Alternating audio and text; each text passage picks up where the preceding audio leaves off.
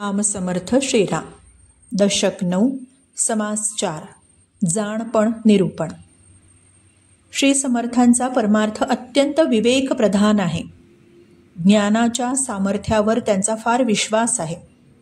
प्रत्येक कर्म समजून उमजून करणं त्यांना अपेक्षित आहे. त्यांच्या संप्रदायामध्ये कडक शिस्त होती.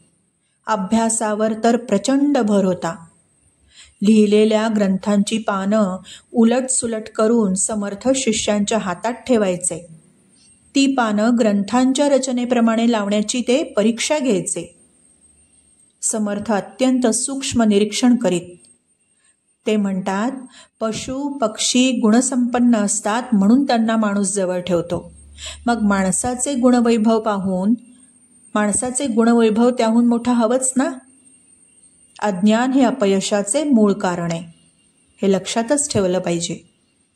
जन्माला येऊन भौतिक प्रगती करण्यासाठी कौशल्य, बुद्धिमत्ता जशी आवश्यक तशीच आपलं हित कशात आहे हे कळणंही आवश्यक आहे. ही गोष्ट सुद्धा आवश्यक आहे.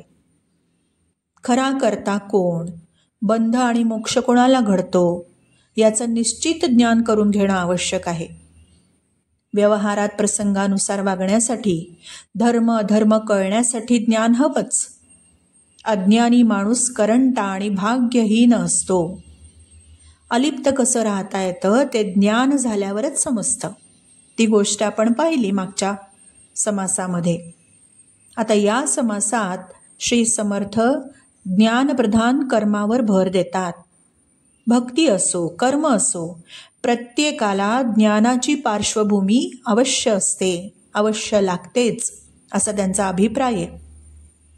स्टार नोट म्हणते, ज्ञानाने अज्ञान नाहीसं करायचं आणि नंतर ज्ञान देखील परब्रह्मात विलीन करायचं.